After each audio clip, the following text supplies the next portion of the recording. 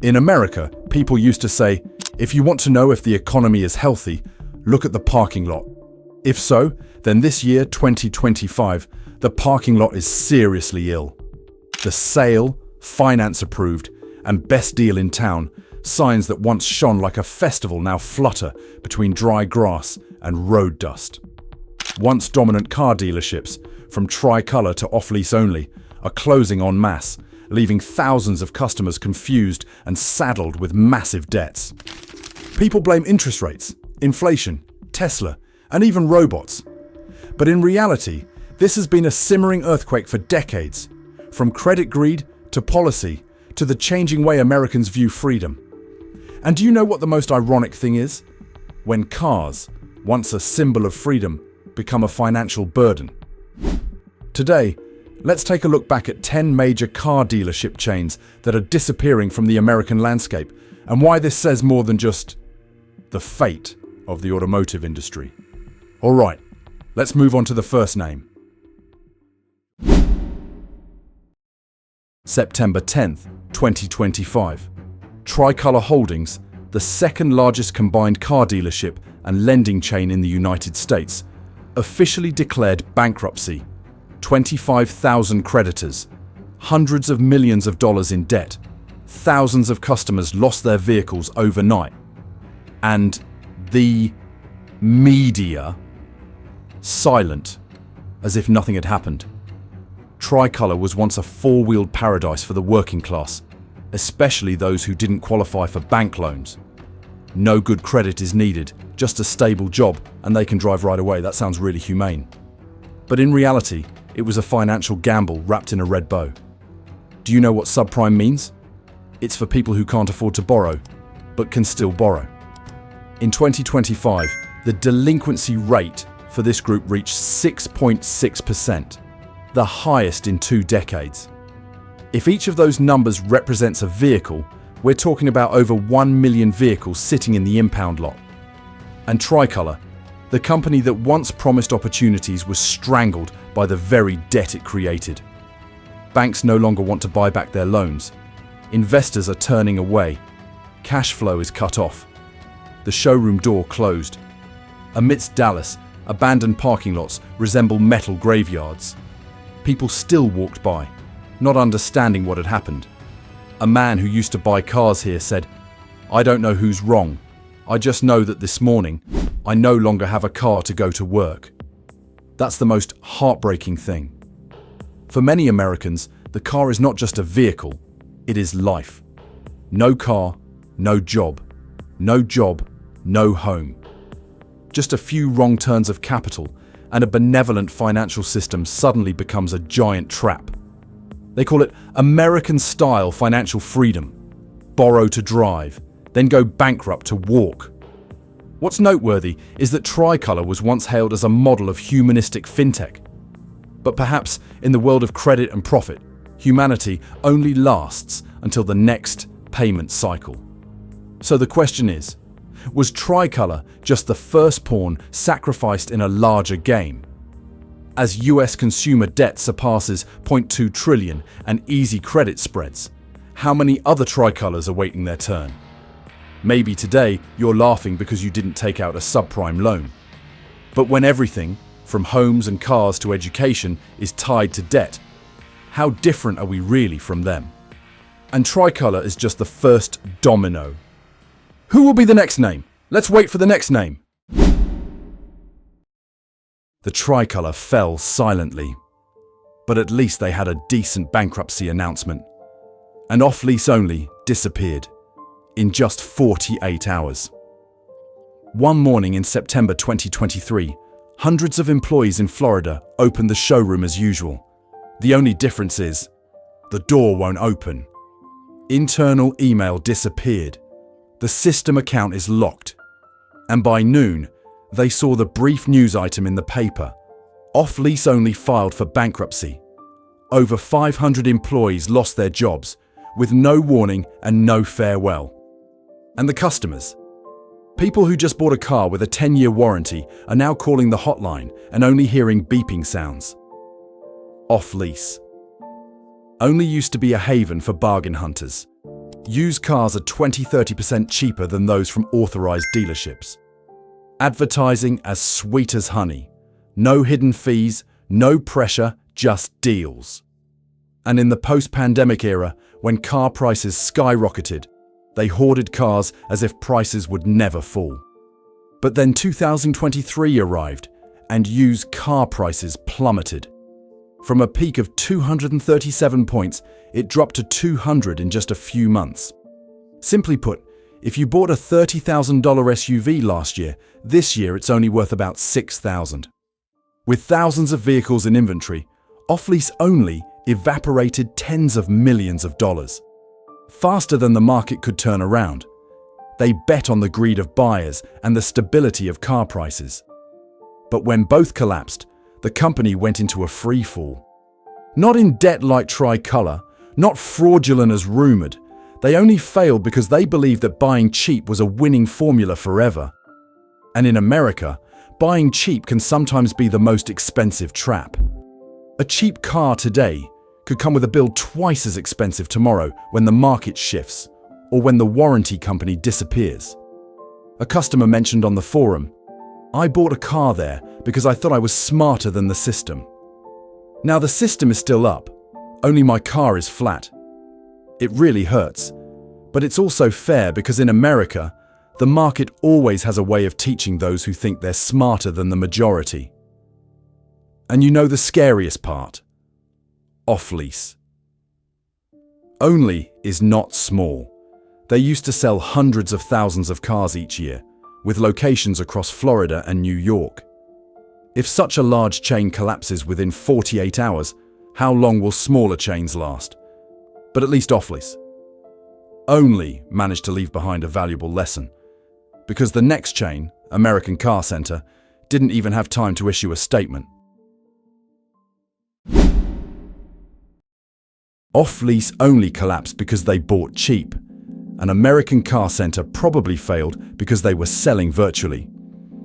In February 2023, on a warm, humid afternoon in Memphis, center staff received an internal email. All branches will temporarily cease operations. Effective immediately. A single line. There is no explanation. There were no goodbyes. The next day, all over 50 showrooms in the southern United States closed. The iron gate came down, the lights went out, and the sign disappeared. People jokingly say, the only thing faster than their bankruptcy rate is the speed at which they repossess cars. American Car Center is not a small company. They used to be the kings of the buy here, pay here model, selling used cars, providing loans, and collecting payments all in one place. Every month, tens of thousands of low-income people drive home with smiles and a loan agreement at nearly 25% interest. It was all repackaged into subprime bonds and then sold to investors. Does that sound familiar? Yes, the smell of 2008. The same safe debt packages, the same belief that Americans always pay their debts. The only difference is that this time, instead of a house, we're mortgaging the car. When the subprime mortgage market froze, no one was buying back their loans anymore. Money stopped flowing. The system collapsed.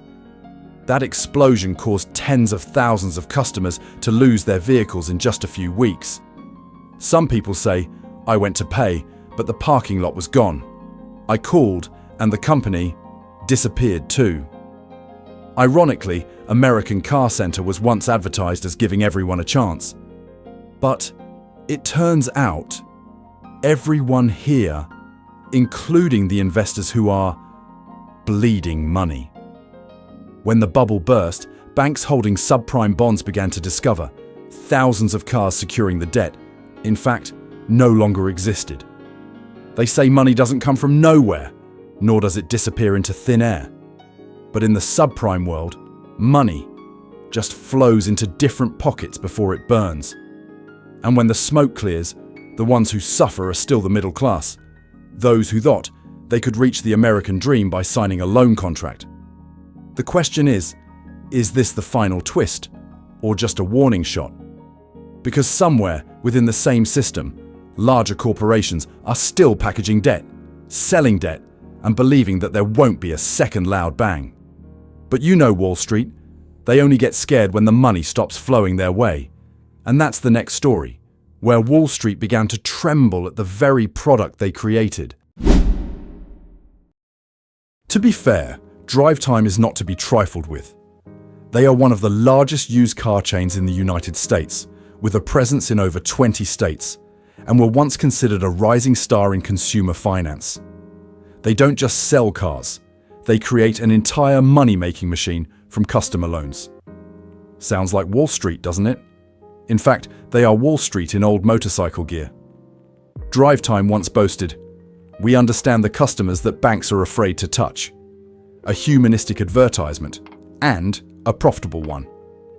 Because the customers the bank is afraid to touch are usually those with low credit scores, and that means double the interest. Throughout the pandemic, Drive Time's business boomed. Car prices are soaring, demand is exploding, and money is pouring in. Wall Street is captivated.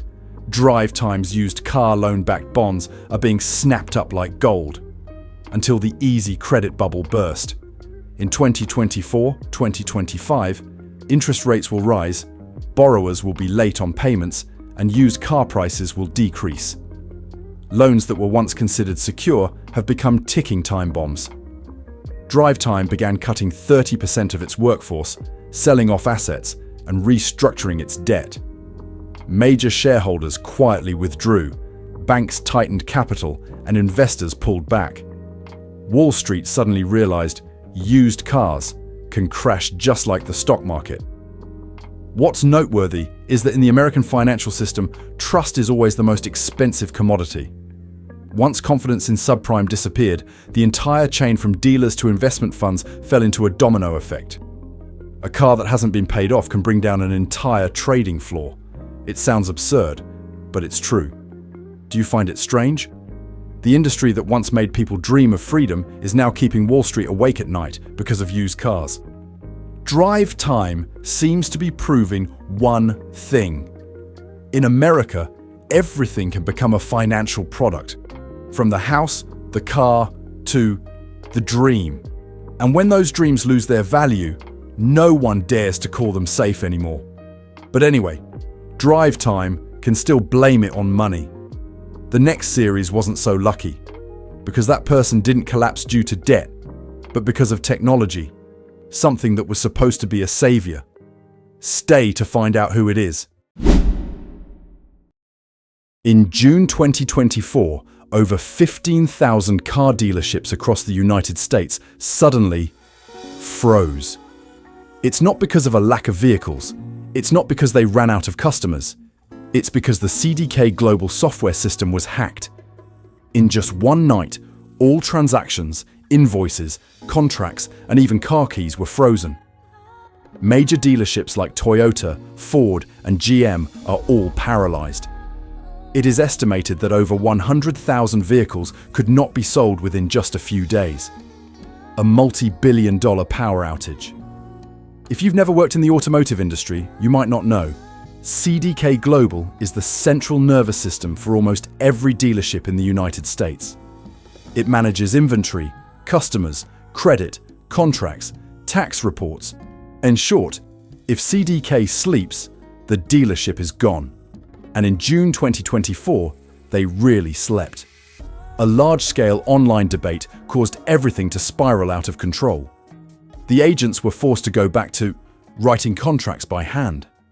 Some employees said, "It feels like going back to 1980, except that we weren't this heavily in debt to the bank back then." Within a few weeks, small dealerships fell into a cash flow crisis. The car isn't selling, but the costs are still running steadily. Some stores had to close temporarily, and some never reopened. It's all because of third-party software. It may sound absurd, but in America, the car sales industry, a mechanical symbol of the 20th century, is now entirely dependent on programming code and cloud servers. It's no longer a matter of removing the spark plug and it runs. It's a matter of data loss and it's ruined. What caused their failure wasn't the price of oil nor interest rates. but a stream of faulty code. Ironically, people used to say AI would save the automotive industry. In reality, AI, or rather IT, only needs to sneeze and the entire United States comes to a standstill. An industry that once relied on mechanical engineering has now collapsed due to digital technology. And this is the scary part. CDK is just a company. But the model that relies exclusively on a single platform is widespread, from finance and retail to agency management. When one link fails, the entire chain collapses.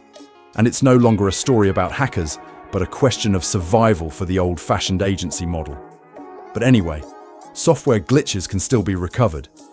But when the government upgrades the system with new laws, there's no reset button. The CDK global incident made dealers realize that technology can betray you at any time. But at least technology can be restarted. But the government doesn't have a restart button. And in the US, the government is the most demanding client any agency has to serve, even though no one wants to. In recent years, what was once called consumer protection policy is gradually turning into chains that bind businesses. From taxes and credit regulations to warranty laws, everything looks good on paper until the bill arrives. Dealers must now comply with a series of new requirements: detailed reporting of every profit and fee, public disclosure of credit data, and storage and security of customer information according to federal standards.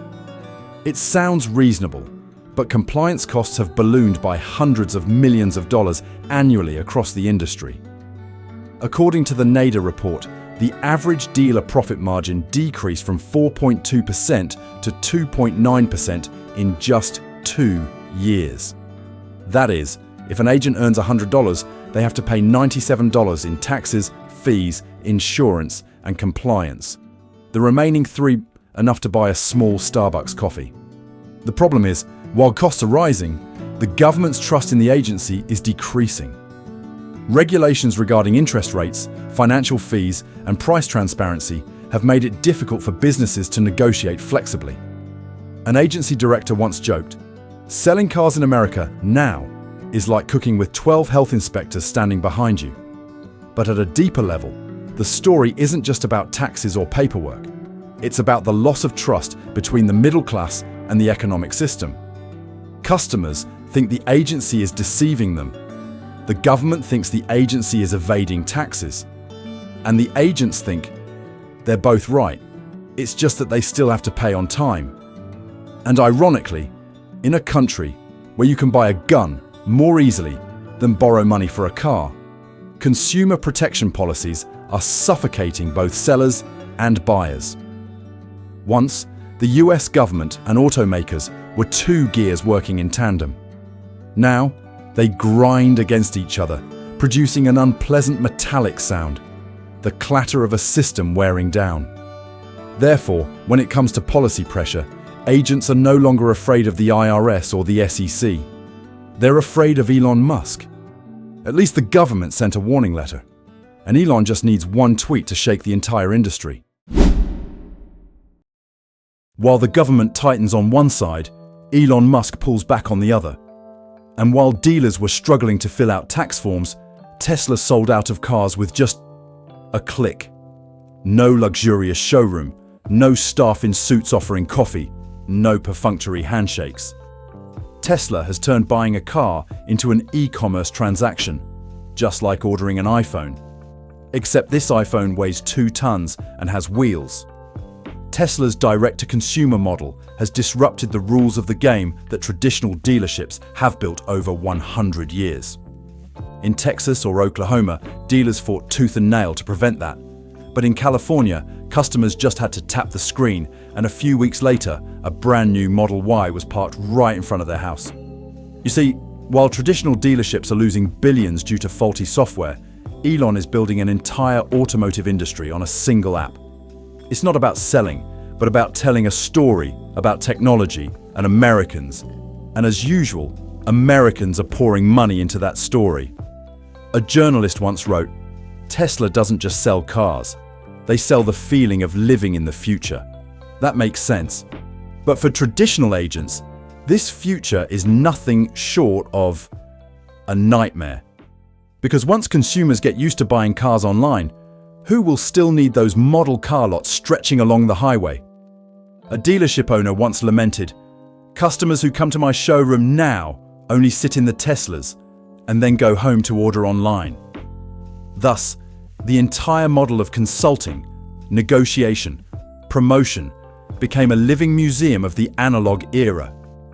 Ironically, the very antitrust laws that dealers once relied on are now tying their hands against Tesla. In many states, Tesla is not allowed to sell directly, so they opened galleries but didn't sell, they only displayed. Customers book, order, and pay for themselves online. A type of loophole so subtle that the law itself is embarrassed. The question is Tesla just breaking the rules, or is it rewriting the entire American car sales ecosystem? Because after Tesla paved the way, Lucid, Rivian, Polestar, and possibly Apple in the future all chose the non-dealer, non-negotiable route. And that's the most important blow. Not going bankrupt due to losses, but being wiped out from consumer habits. But if you think Tesla is the destination, just wait and see. The one coming after Elon doesn't even need salespeople, just robots. After Tesla made buying a car as simple as pressing a button and waiting for it to be shipped, the entire dealership industry was suddenly jolted. If people no longer need salespeople, what are salespeople for? Imagine a completely empty showroom, white lights reflecting off the shiny floor. No footsteps, no greetings. There's only one large screen where the AI's deep voice asks you, "Do you prefer midnight silver or deep blue metallic?" It knows you saw this sample on the web. It knows how much you still owe on your old car. And it knows exactly which day you'll click buy.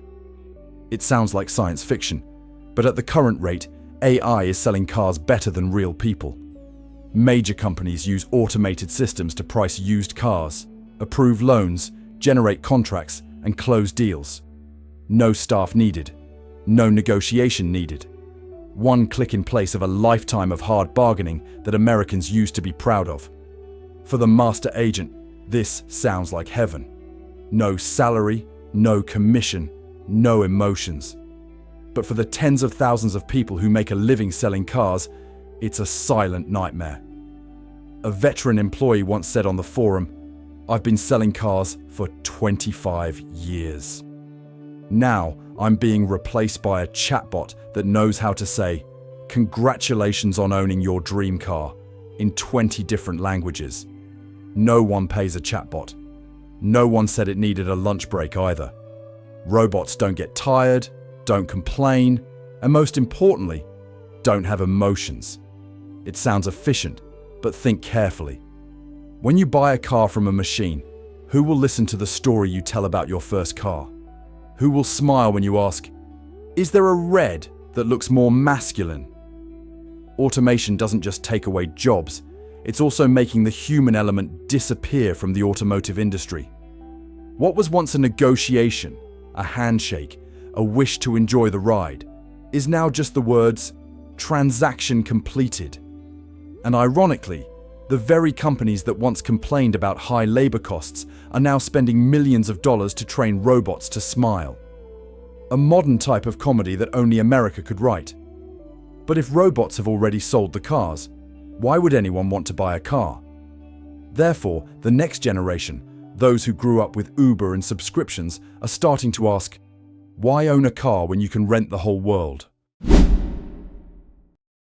After robots began selling cars better than humans, the next question naturally arose. If no one wants to sell anymore, who will want to buy? Welcome to the carless generation, the generation that doesn't dream of their first car. For them, the car is no longer a symbol of freedom, but a bill that can drive. According to 2025 data, only about 60% of Americans aged 18-30 own a car, a significant decrease from 82% in 2000. The rest? They call Uber, book Lyft, rent electric cars by the hour, And when they need to go far, they simply open the app. It sounds convenient at first, but for those who grew up in a time when buying a car meant they had come of age, this is a cultural shock. His father used to work extra hours all summer just to buy an old Mustang. And they, the next generation, pay a subscription to turn on the air conditioning in their rented electric cars. Ironically, the dream of having the steering wheel in your hands and the wind in your face is now replaced by cumulative points and a GPS map. Why is that? The answer isn't just laziness. The average car price in the US in 2025 has exceeded $48,000. Insurance premiums increased by 25% in just 2 years. Gas, parking, maintenance, it all adds up to an unpleasant debt. Additionally, this generation carries the highest student loan debt in history. They don't dream of cars because they haven't even finished paying for their bachelor's degrees yet. So they chose a different way. Not owned, not binding, no responsibility. Just move as if the car is just a service, not a companion. A recent survey shows that over 70% of Gen Z believe owning a car is a hassle. And if you're a traditional agent, that saying sounds like a death sentence. The dealership industry used to thrive on emotion, the joy of holding the keys, the smell of new leather in the cabin, the sound of the engine starting for the first time in the yard. Now, those moments are disappearing amidst the bustling city and smartphones. The city is getting more crowded, parking spaces are becoming scarce, and young people are getting more accustomed to sharing than owning. What's disappearing isn't just dealerships, but also the very concept of a car meaning freedom. Perhaps the scariest thing isn't that young people aren't buying cars, but that they no longer remember the feeling of wanting to buy one. From Tricolor to Tesla, from brightly lit showrooms to abandoned parking lots, each story in today's video speaks not only of collapsing dealership chains, but also of a changing America. As prices, technology, and generations collide, what once symbolized freedom, the American car, is now just a symbol of an era fading into the rearview mirror. And the final question is this just the natural selection process of the market? Or is it a wake-up call for the entire US consumer economy? Please share your thoughts in the comments section below. Do you truly believe the era of car dealerships is over? I'd like to hear your perspective. If you find this video helpful in understanding what's happening out there, please like, subscribe, and turn on the bell so you don't miss stories that may seem small but speak volumes about America. All information in the video is for analysis and commentary purposes only and is not absolute affirmation or financial advice. The data source is compiled from public reports and reputable media. Thank you for staying with us until the very end. See you in the next videos.